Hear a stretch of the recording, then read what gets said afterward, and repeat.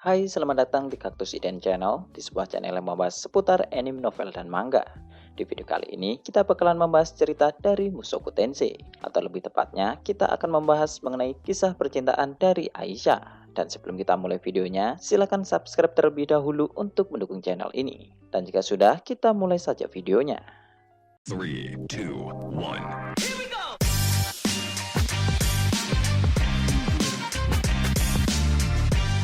Cerita dilanjutkan setelah Rudius membaca surat dari Aisyah.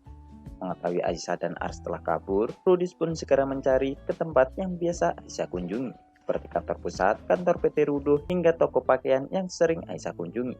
Tetapi dari semua tempat itu, Rudius masih belum bisa menemukan mereka. Selain itu, ada beberapa intel yang mengaku melihat mereka berdua pergi dari kota sebelum fajar tiba. Namun di sisi lain, ada juga yang bilang bahwa mereka masih berada di dalam kota.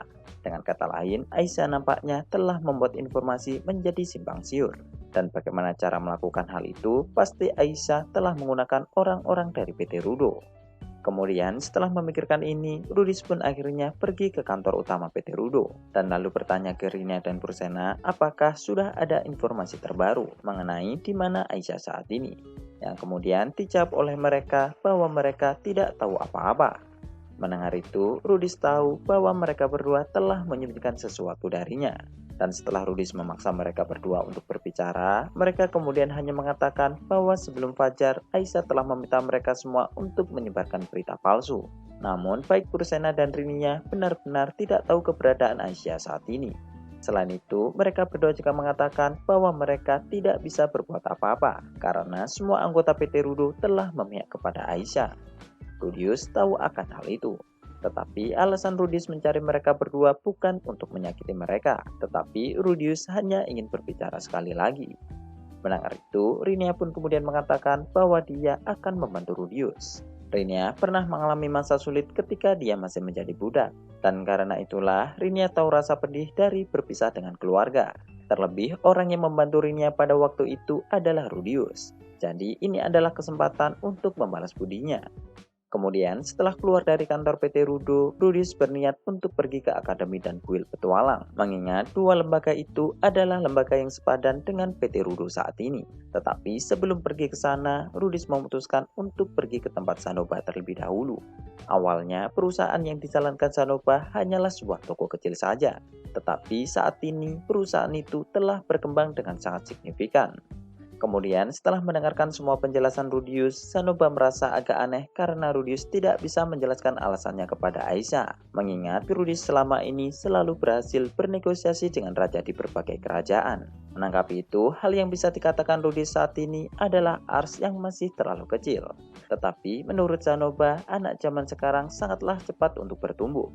Selain itu, Sanoba juga mengatakan bahwa Rudius kali ini juga membuat kesalahan karena Rudius melarang Aisyah dan Ars tanpa memberikan penjelasan dengan baik, yang mana karena itulah pilihan mereka berdua hanyalah tinggal kawin lari saja. Ars memang masih terlalu bergantung kepada Aisyah, tetapi meskipun begitu Ars masih bisa tumbuh dewasa, walaupun hal itu akan memakan waktu yang jauh lebih lama.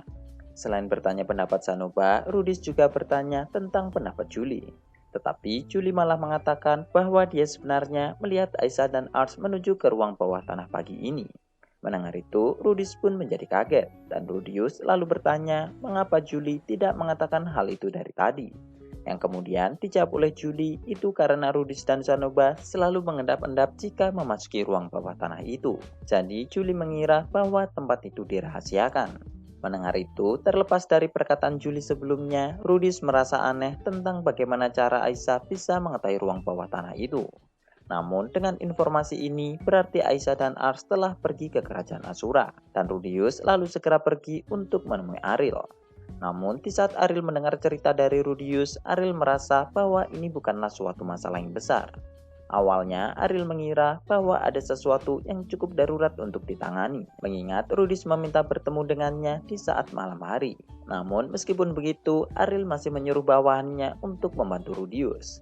Dan Ariel juga bertanya mengapa Rudius tidak merestui Aisyah dan Ars, mengingat menikahkan Aisyah dengan Ars bisa dianggap sebagai hadiah untuk Aisyah, mengingat Aisyah selama ini sudah mengabdi di keluarga Rudius. Bagi Ariel, menikah dengan kerabat sendiri adalah sesuatu yang wajar.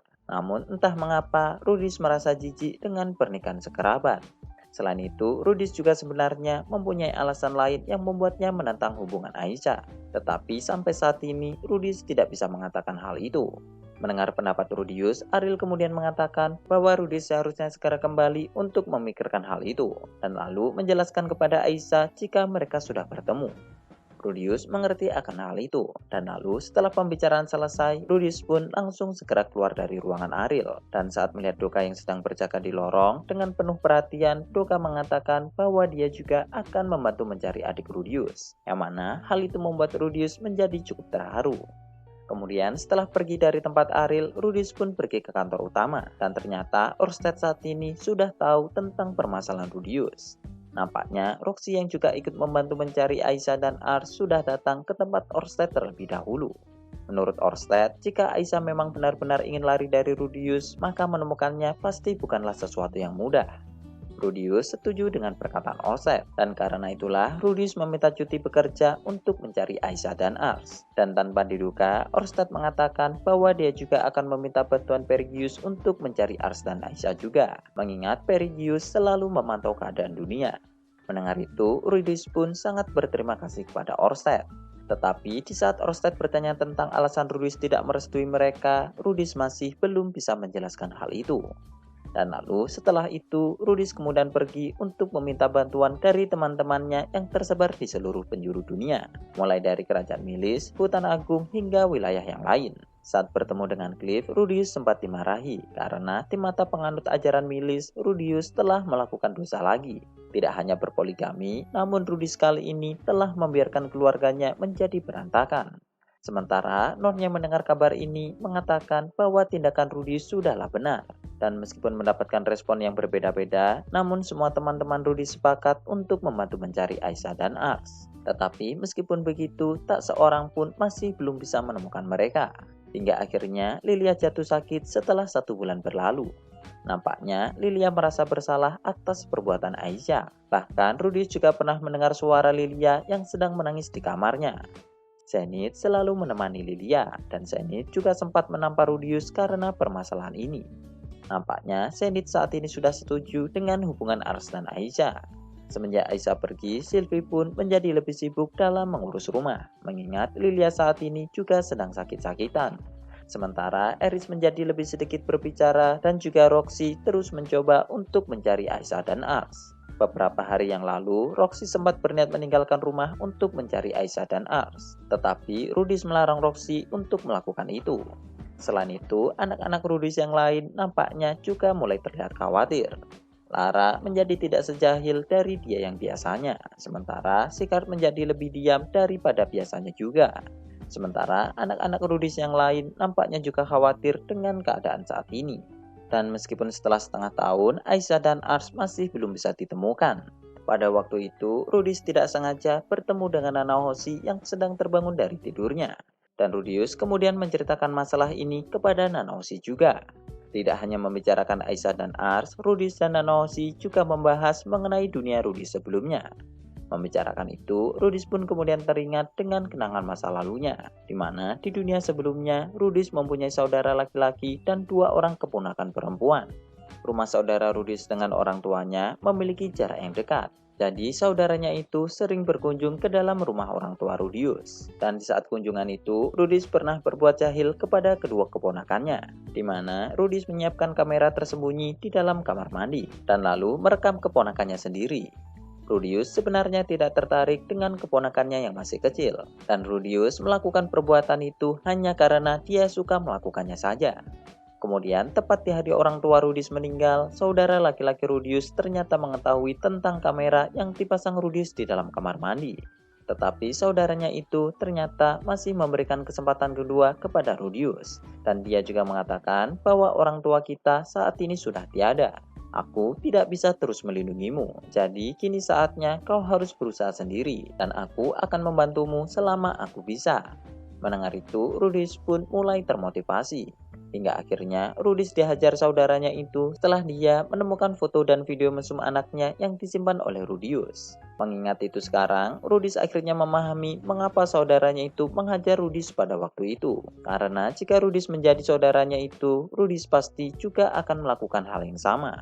Dan untungnya, Rudis masih bisa mengontrol emosinya saat dia mendapati Aisyah dan Ars sedang melakukan hal mesum itu.